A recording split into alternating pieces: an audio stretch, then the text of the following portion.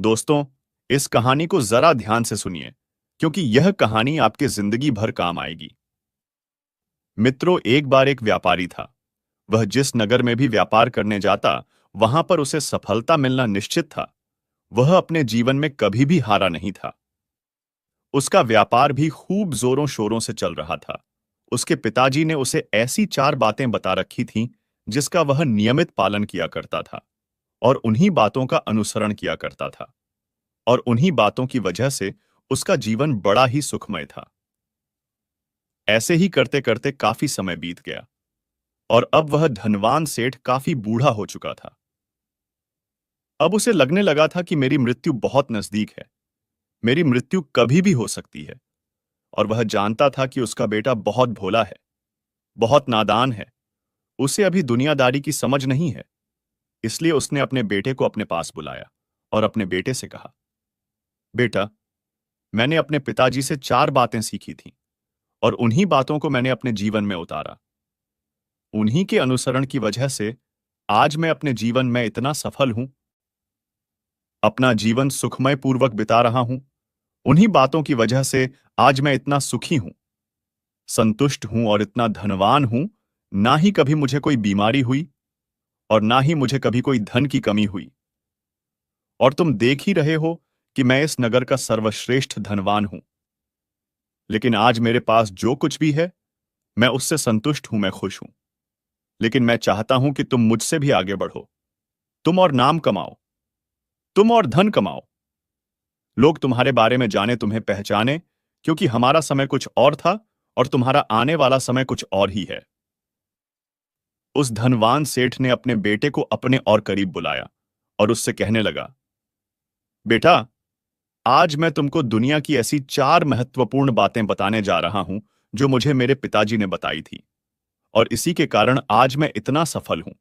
यदि तुमने इन सभी बातों को अपने जीवन में उतार लिया, इनका नियमित तौर पर पालन किया, इनका अनुसरण किया, तो तुम भी अपने जीवन में बहुत धनवान बन जाओगे। अपने जीवन को बहुत सुखमय तौर पर बिताओगे। इन बातों के अनुसरण से ना तो तुम्हारे घर परिवार में कोई दुख आएगा और ना ही तुम्हारे व्यापार में कभी कोई परेशानी उत्पन्न होगी। इतना कहकर धनवान सेठ अपने बेटे को चार बातें बताना शुरू करता है। वह कहता है, बेटा, सबसे पहली बात है काम पर छाव में जाना और छाव में आना। दूसरी बात, अपने घर के चारों तरफ चमड़े की बाण रखना। तीसरी बात, हमेशा खाने को मीठा करके खाना। और चौथी बात, अपनी पत्नी को हमेशा बांध कर रखना। इतना कहकर वह धनवान सेठ अब निश्चिंत हो चुका था। वह यह जानता था कि उसका बेटा बहुत भोला है। वह अपने पिता की बात अवश्य मानेगा और इन सभी चारों बातों को अपने जीवन में उतार कर और इनका अनुसरण भी करेगा। देखते ही देखते कुछ महीने बीत गए और फिर एक दिन धनवान सेठ मृत्यु को प्राप्त हो गया।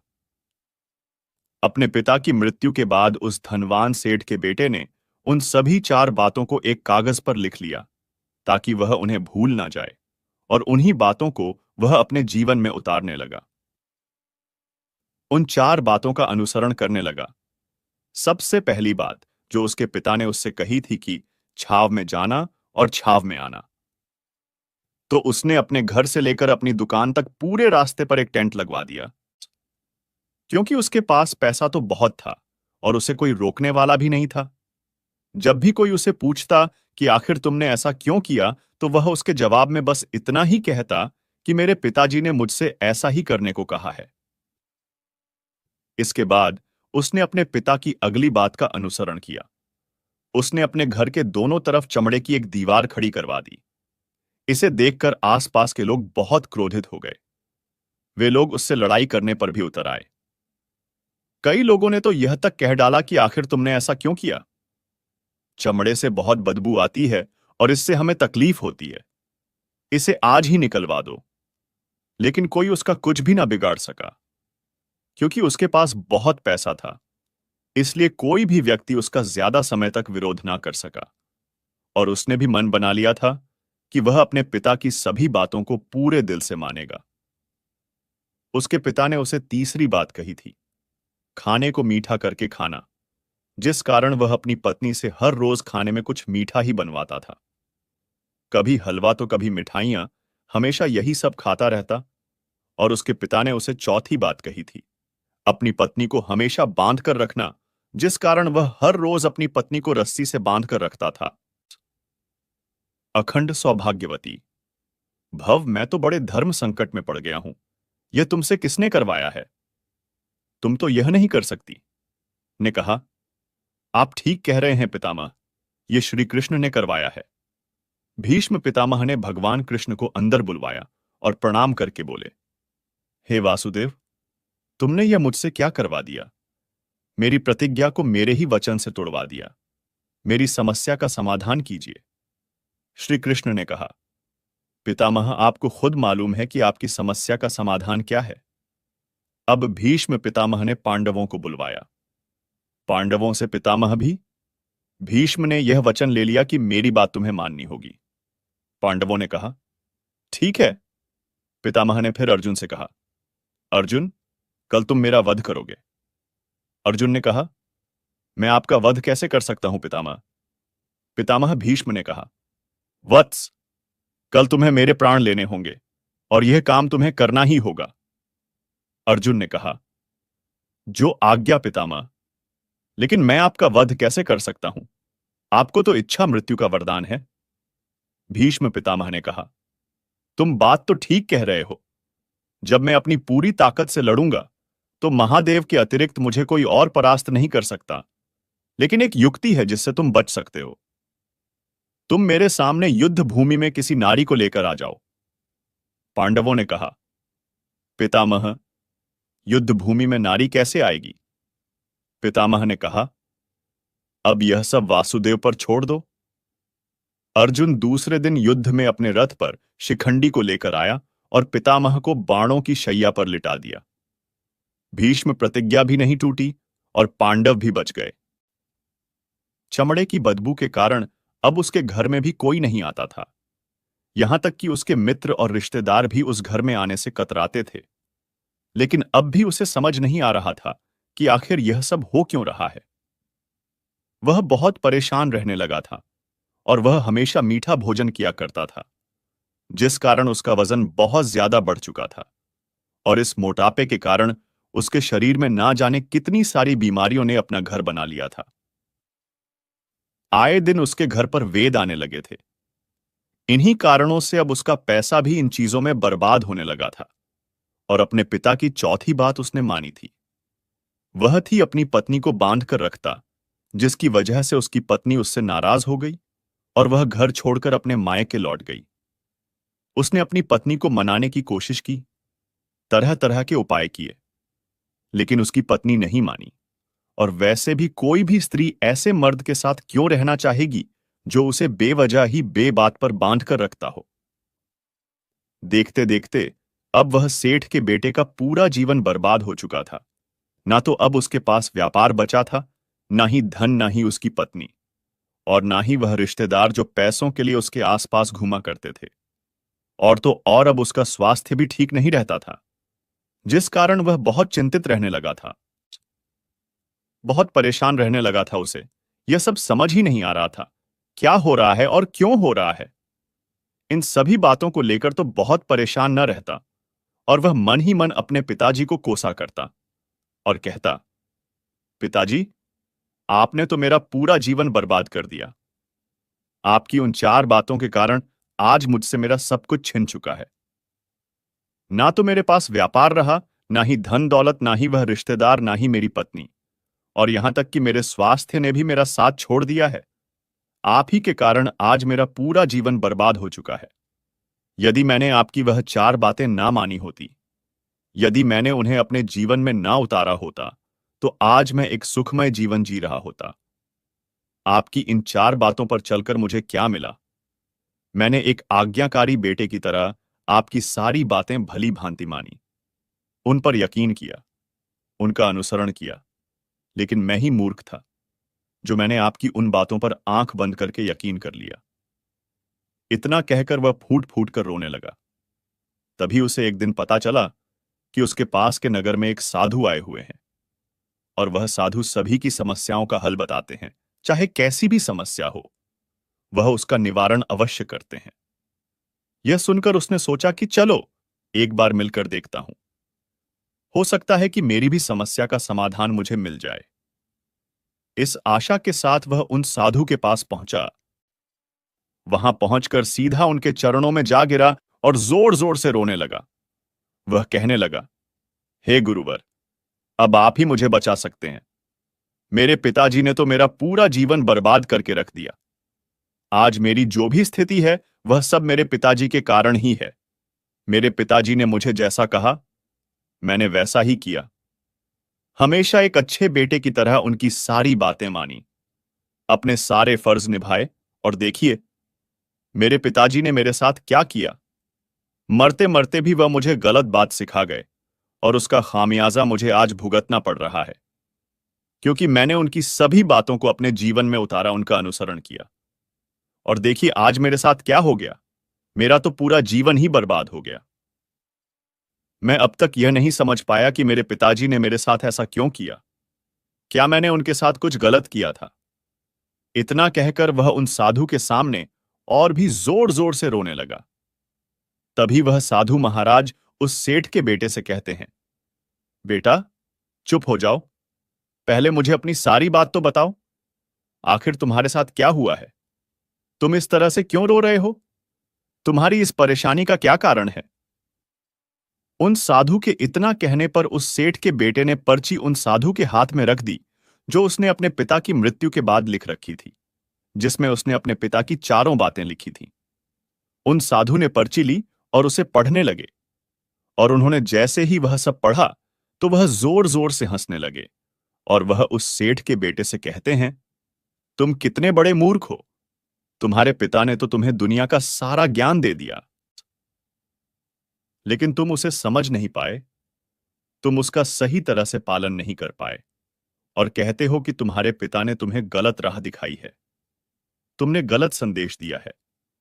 तुम्हारे पिताजी तो तुम्हारी परीक्षा ले रहे थे कि तुम उनकी बातों को समझ पाते हो या नहीं, तुम उनकी बातों का सही मतलब निकाल पाते हो या नहीं। यदि वह चाहते तो इसका मतलब तुम्हें अच्छी तरह से बता सकते थे, लेकिन वह चाहते थे कि तुम इन बातों का मतलब खुद से जानो, खुद से समझो कि इन बातों का क्या अर्थ है।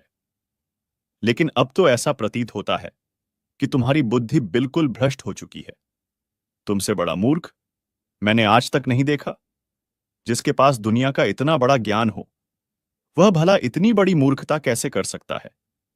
तुम्हारे पास कोई ज्ञान नहीं है, तुमने कोई भी ज्ञान अर्जित ही नहीं किया।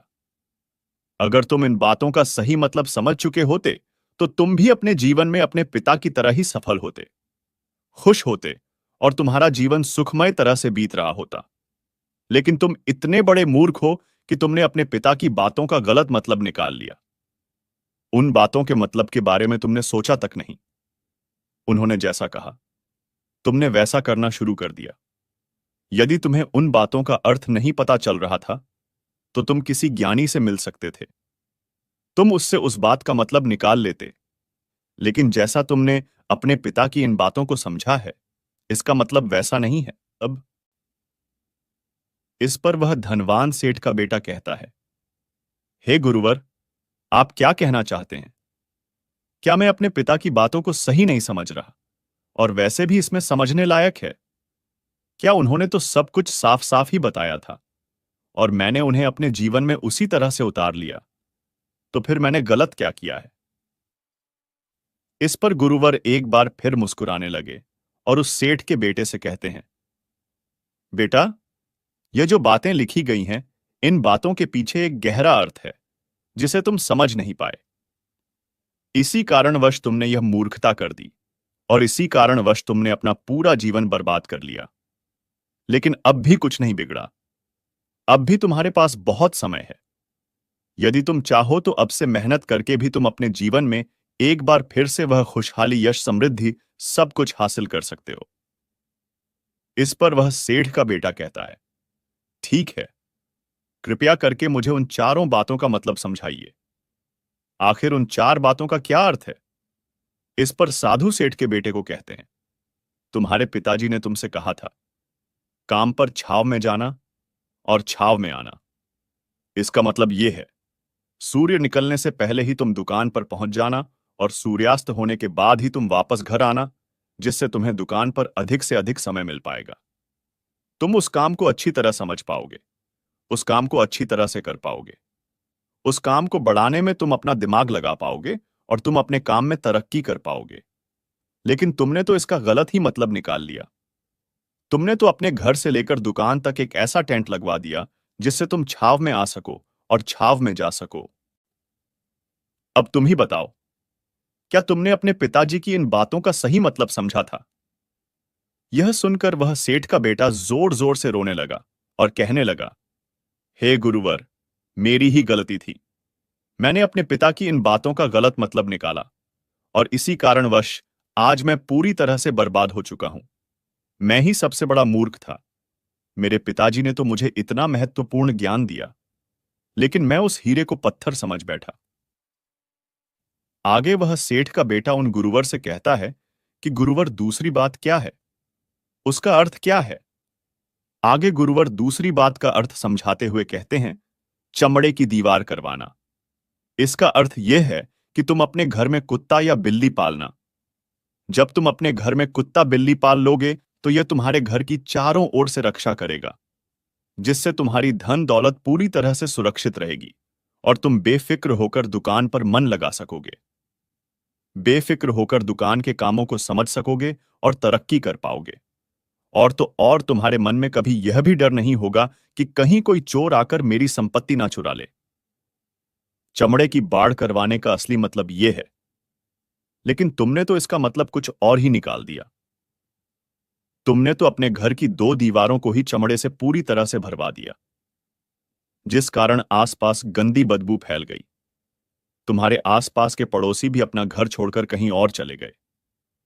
यहां तक कि तुम्हारे मित्र, तुम्हारे सगे संबंधी भी उस बदबू के कारण तुम्हारे घर पर आने से कतराने लगे। और अब हालत यह हो चुकी है कि ना तो तुम्हारे घर पर कोई आता है और ना ही कोई जाता है, और इसी कारण वश लोग तुम्हें नापसंद करने लगे। और तुम्हारी बर्बादी का यह भी कारण है। आगे सेठ का बेटा कहता है, हे गुरुवर, यह सब तो ठीक है, लेकिन यह खाने को मीठा करके खाना, इसका क्या? मैंने इसका भी अर्थ गलत निकाला है। क्या मैंने तो अपने पिता की बातों के कहे अनुसार ही हर रोज मीठा खाया, और आज देखिए मेरा शरीर कितना वजनदार हो चुका है, जिस कारण मुझे अनेक प्रकार की बीमारियों ने घेर रखा है। क्या मैं इस बात को भी गलत समझ रहा था? इस पर वह साधु उस सेठ के बेटे से कहते हैं, हां, तुमने इस बात का भी गलत मतलब ही निकाला है। मीठा करके खाने का अर्थ यह है कि जब भी तुम्हें भूख तेजी से लगे तभी तुम्हें भोजन करना है ना, उसके पहले और ना उसके बाद। अन्यथा यदि तुम्हें भूख ना लगी होगी और तुम्हें भोजन मिल जाए तो तुम उस भोजन की कभी कदर नहीं करोगे। वह रोटी तुम्हें कभी मीठी नहीं लगेगी, फिर चाहे वह भोजन कितना भी स्वादिष्ट क्यों ना हो, चाहे भोजन कितना भी लाजवाब क्यों ना हो, तुम उसकी कदर कभी नहीं कर पाओगे, तुम उसका सम्मान कभी नहीं कर पाओगे। किंतु जब एक व्यक्ति को जोरों की भूख लगी होती है तो उसके सामने यदि तुम सूखी रोटी भी रख दो तो भी वह उसके लिए किसी अच्छी चीज से कम नहीं है। वह उसे प्रेम पूर्वक खाता है, उसका आदर करता है, उसका सम्मान करता है, और वह रोटी उसे मीठी लगती है। इसीलिए तुम्हारे पिताजी ने यह कहा था कि भोजन मीठा करके खाना, जिससे तुम्हारा स्वास्थ्य भी अच्छा रहेगा।